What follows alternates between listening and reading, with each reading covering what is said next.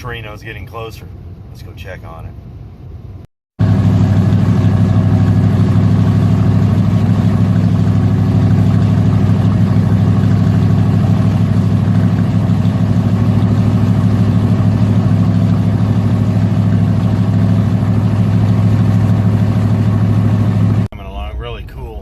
They're ready for me to pick up the old engine, so I got to go back home, get the pickup truck, and then we'll go pick the engine up and get that back to the house. In the pickup truck, I'm headed down to go pick the engine up now. The old one, they got all the pieces they need, so they don't need anything off this, and basically we just decided to go with a lot of new stuff. It is what it is, so let's get that engine picked up and start heading back to the house.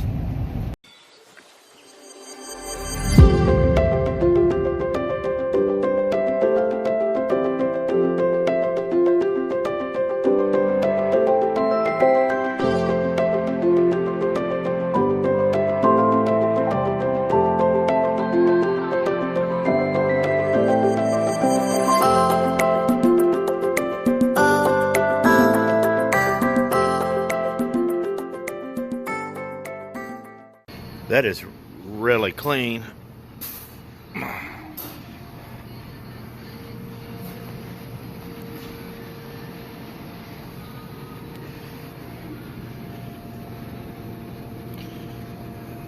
Nice. This is the old one.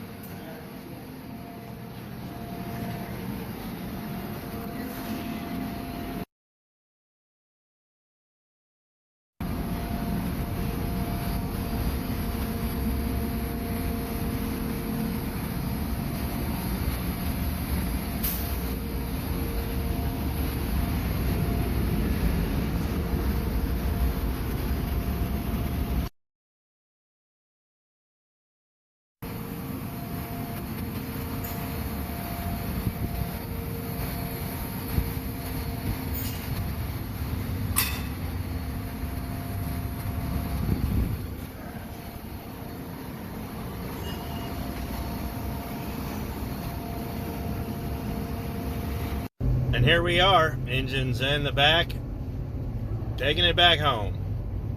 The engine's coming along a little slower than, one would expect, but they're ordering a lot of new parts and doing it right. And if you're going to spend the money to do it right, spend the money to do it right. Don't nickel and dime these guys. They're doing you a favor. They're building your engine. You're hiring them to do your engine. You're not hiring to save you, or you're not hiring them to save you money. Everybody wants to cut corners, and I understand in a few things, that's acceptable here and there, but for the most part, sometimes you just need to bite the bullet, spend the money, because you're going to be glad in the long run you did. And truthfully, looking at the engine and looking how everything's going, I don't think I'm going to be disappointed. We talked about headers, but the reason we didn't do headers was because just sheer room, and it'll be easier to change out starters and stuff without it. And truthfully, with that engine and the configuration, it's not going to make a whole lot of difference. Maybe 8 or 10 horsepower. And on a street vehicle, seriously, you're not going to... It's headers on something like this is just for aesthetics. You're not going to notice the difference driving it. You might have a different sound, and it'd be more of a placebo effect than anything. And truthfully, the exhaust heads are good enough, the stocks, and they will allow me the room to do the things I need to do, because if we put headers in there, you can't hardly get them to fit properly unless you buy specific built headers, which are very expensive. And when you go to change the starter, I'm going to have to drop the exhaust and raise the engine, and truthfully, I'm not that dedicated. So, let's get home and get this engine out of the truck.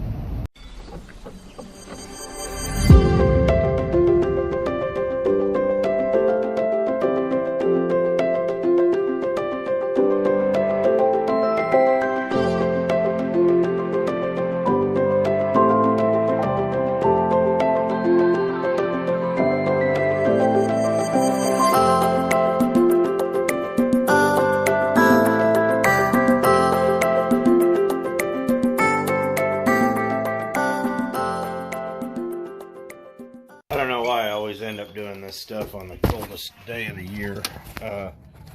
So, got the engine home, but now I got to move everything out of the garage so I can put the engine back in the garage. Alley-oop! Oh, that's a mess. Now I need to get the engine out of the truck, set it over here. There it is. Needs to be right there. We'll see if I can get this done with the minimal amount of profanity. I'm just kidding. There is no minimum. So, without too much aggravation, the engine's sitting here on the stand. Use the hoist. It's out of the truck. Got to figure out where to put that. 12 degrees. I'm going inside. So these are the original heads. I don't think the engine had ever been taken apart before I got to it, but it had never been done up to run on leaded or unleaded gas. So you see burned exhaust. Every exhaust valve is burnt on these. They're all burnt, which is typical of a leaded gasoline car. If they would have gone ahead and run lead substitute, it probably would have saved off a lot of this. But truthfully, if you were going to restore this and to all original, I would have just had these heads set out and had new valve seats done and valves and all that, and they probably would have been fine. But for what I got the aftermarket heads for and the whole ordeal, the price was comparable to having these machined and all redone. So perfect unmolested heads. So let me get over to the engine and I'll show you what we're looking at. So this engine is a 1970 casting. It's out of I was told it was out of a Cougar. So I'm going to take the Edelbrock intake off, and I'm going to take the valve covers off. We're going to take a real quick peek inside just to see. I'm curious, but to see whether this is actually really worth selling as a long block, or whether I want to pop the heads off this too, look inside, and if it's all scarred up, and you know, Cleveland blocks are expensive. This is about $1,000 core if you buy like an ATK or something like that. They really are expensive. So I actually plan on selling this at core price. I'll get $500-600 out of it. But I'm going to keep the valve covers and the intake. And I'll keep that too. But aside from that, everything else is going to go with it. So, but I kind of wanted to just peer inside and see. Let's get these valve covers off and just go from there. Okay, I've got all the bolts out of the valve covers here. Just 7/16. Truthfully, I'll tell you this. So let's pull these off and see what's under them, because I'll tell you right now, I know I got rooked on it. I was conned. And it's Facebook Marketplace, but for what I paid for it, I'm really not that upset.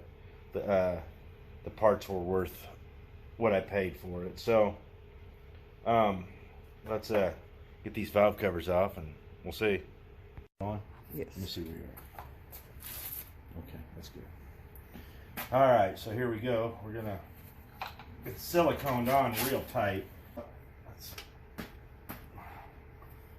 Apparently I need a hammer now too.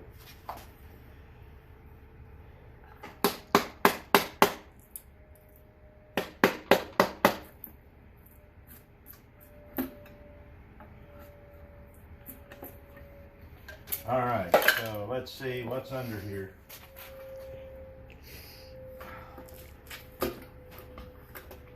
Ooh. Ah. All right. So I've got this side off here, and my bad, it's a little silicone. Must have dropped the valve covers. You got to watch things like this.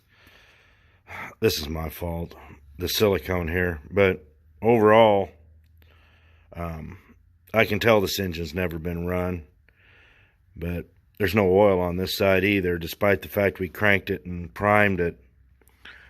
And So let me go pull the other side off and we can shudder together. So far what I've seen has been it's been bad. It's not just been a little bad. It's like whatever high school kid put this engine together in his shop class, if he didn't get a D, actually he would have got an F, that I would have failed him. So, you know, I'm the king of using silicone, and even I don't use this much. So, let me, oh, son of a, oh, there's still a bolt. Oops. Let me do. So, yeah, so let's whip this out real quick. And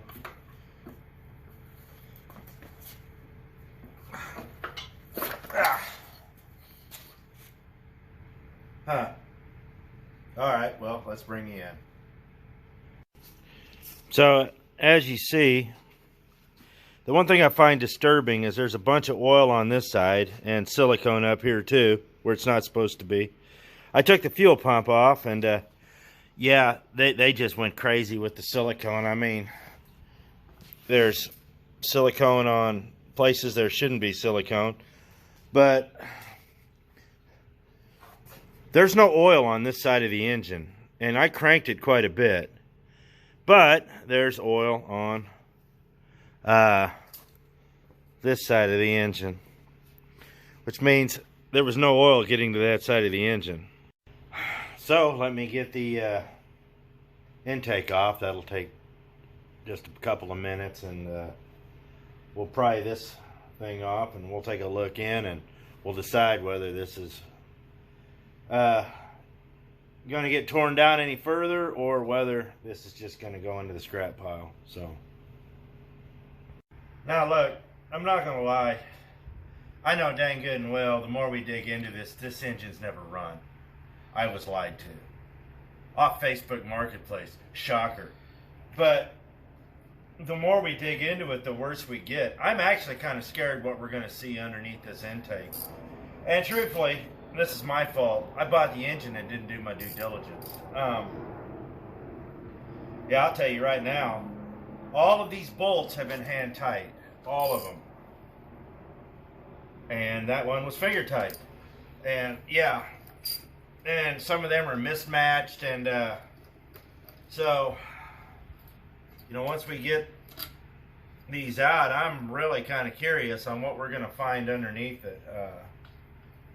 So let me get this all ready to go, and then we'll figure out how to get this thing popped off here in a minute, because apparently they use silicone as a bonding agent for everything. So while everything was finger tight, I'm sure this is going to be glued on with something disturbing, so let's get that figured out.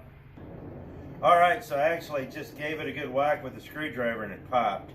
So I thought it was going to be on more, so let's lift this off. We have a windage tray with just... what a bunch of idiots.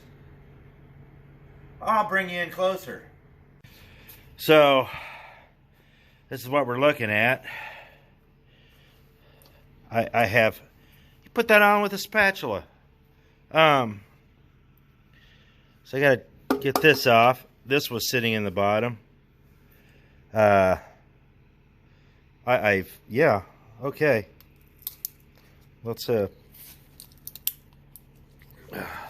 where's my screwdriver? Ha-ha! So, I'm not going to save this apparently, so let's just peel this up and see. Ooh, they silicone the crap out of this. There's no saving this regardless, so let's just get it off. This is, I've never seen anything like this. This is just terrible. Like I said, I think this was somebody's high school shop project that went awry.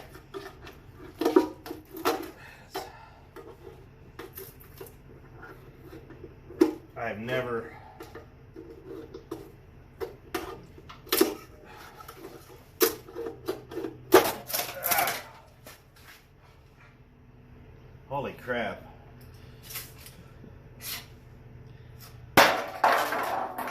All right, let me bring you in.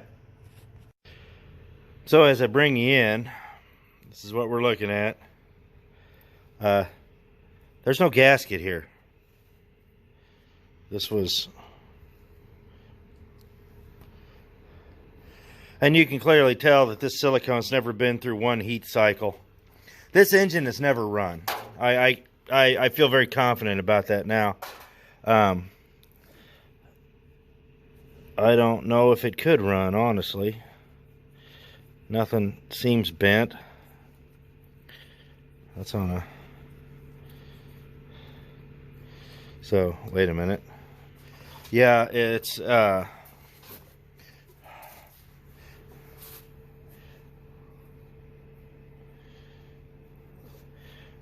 don't know if any of these... I mean, these are straight.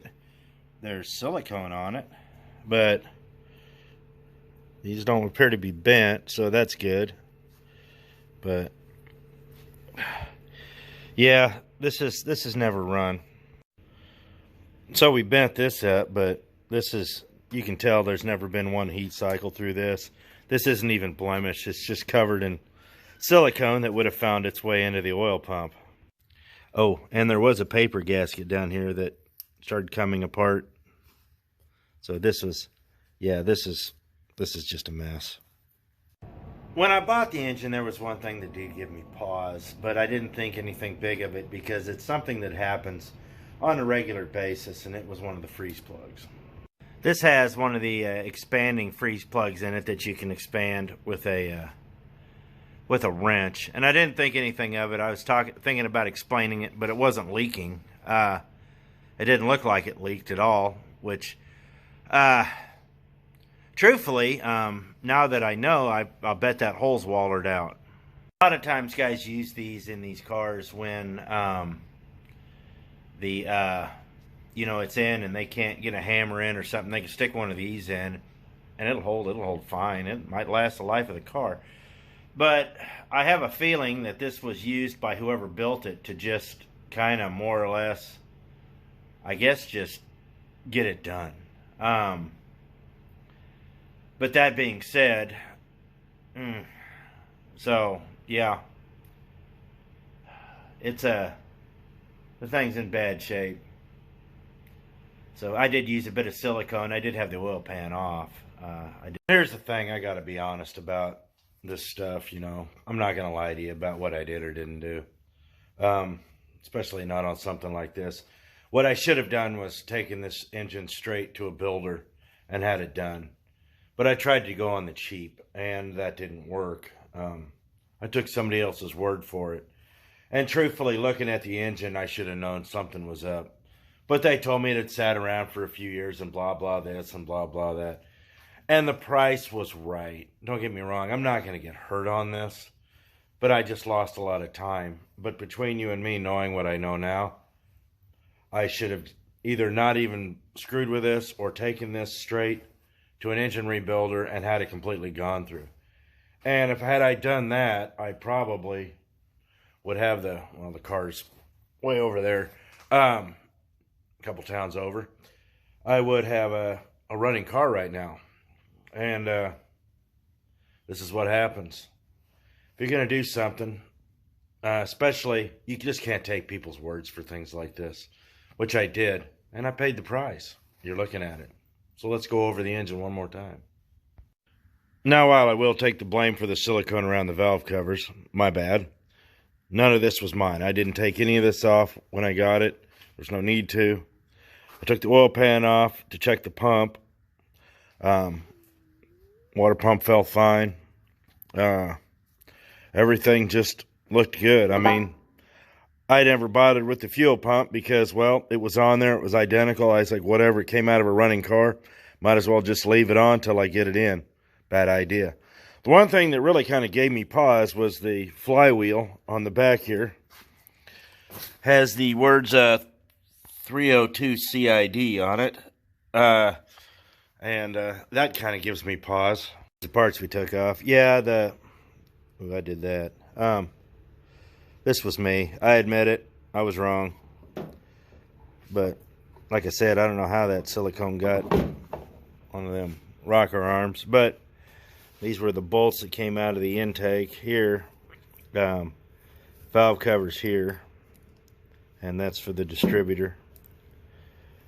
But we're going to keep these, and I might have them powder coated. I'm not sure yet. But as for the engine, I guess it's wide open. I will clean off all of this silicone before I put it up for sale and make sure all of this is out. As for this, I'm just not even going to mess with that. I don't believe they are the same flywheel. Could be wrong. But, so, I mean, the guy just picked up a flywheel he had and stuck it on. So, I don't know if it would balance out right or not. I mean, nothing else with this engine's been right. Why should that be different? So, let me get this cleaned up and we'll do some final thoughts. But I still stand by my statement when I say that this engine's never run. It's obvious it's never run. There's a few takeaways.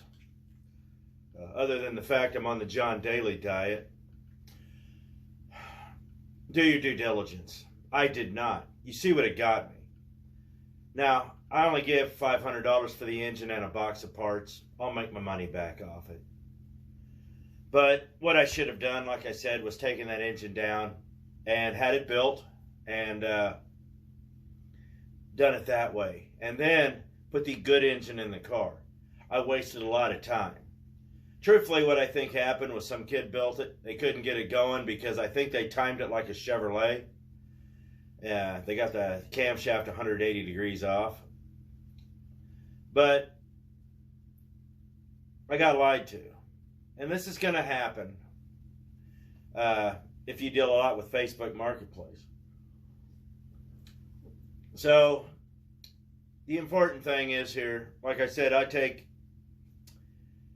take responsibility for the valve covers, silicone, and the oil pan, but truthfully, the rest of it was my responsibility the minute I decided to cut corners and not do my due diligence. Let this be a lesson, guys.